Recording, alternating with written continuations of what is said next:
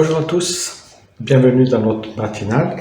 Vous pouvez peut-être le voir à l'écran, je tiens un fil, une aiguille, et je vais essayer de passer le fil par le chat de l'église, mais pour moi c'est impossible. Alors pourquoi je vous dis cela? C'est parce que ça m'a fait penser au texte de Luc chapitre 18, verset 25, où ce jeune homme très riche va trouver Jésus et lui demande comment entrer dans le royaume de Dieu. Et Jésus va avoir cette phrase qui va l'assommer et même l'amener à partir.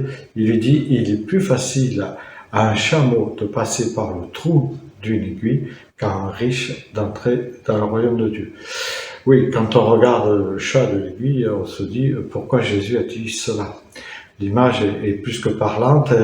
On pourrait dire c'est pas seulement facile, c'est même a priori pas possible. On pourrait dire un riche d'entrer dans le royaume de Dieu. Donc si Jésus dit cela, ça veut dire que les riches ne peuvent pas entrer dans le royaume de Dieu.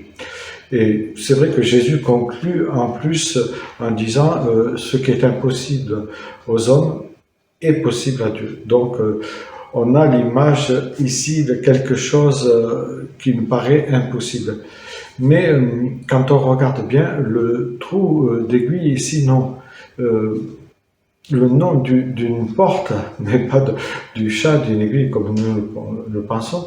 On pense que c'était une porte de la ville de Jérusalem qui était trop basse pour que les chameaux puissent y passer avec leur chargement. Et donc, quand on voulait passer par cette porte, on était obligé d'enlever tout son chargement et de tirer les chameaux. Et malgré cela, c'était très difficile qu'ils passent. Mais en tout cas, c'était pas impossible. Alors, justement, au sujet du jeune homme qui est riche, que Jésus demande en fait de se baisser pour entrer dans le royaume de Dieu, c'est-à-dire de savoir s'humilier. C'est pour cela qu'il l'invite à vendre tout, il le met sur quelque chose qui le tient prisonnier, qui le possède, on pourrait dire. Et voilà, et le jeune homme va partir tout ébasourdi de ce que Jésus l'a dit. Ce chat de l'aiguille, c'est vraiment, à mon sens, le nom de cette porte de Jérusalem, porte, je le répète, qui était particulièrement étroite. Et donc, on trouve cette explication justement dans les pères de l'Église.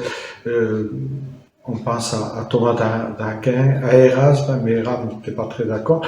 Et même, on trouve que Shakespeare parle de cela dans une de ses pièces, dans Richard II, acte 5. Alors, pour moi, c'est plutôt rassurant qu'un riche puisse quand même entrer dans le royaume de Dieu, même s'il faut qu'il se le dise. Il a les moyens de passer par ce chat de l'aiguille qui était une porte de Jérusalem et non pas le chat de notre aiguille. Donc, mais en tout cas, il est obligé, comme nous autres, de savoir s'humilier, de savoir laisser tout ce qui est bagage, tout ce qui le tient prisonnier. Donc, c'est pas impossible à un riche d'entrer dans le royaume de Dieu, mais il faut qu'il fasse comme nous. Quand nous avons accepté Jésus, nous nous sommes humiliés. C'est la même chose que Jésus préconise à tout homme. L'homme ne peut pas imaginer, en tout cas, de se sauver lui-même par sa richesse ou par ses œuvres. Seul Dieu peut le sauver. Le salut ne se gagne pas. Il se reçoit comme une grâce que Dieu nous donne. Alors, large et spacieuse est le chemin qui mène à la perdition de Jésus. Et il fait un lien avec cette porte étroite qui est le chemin de la vie, qui est très resserré.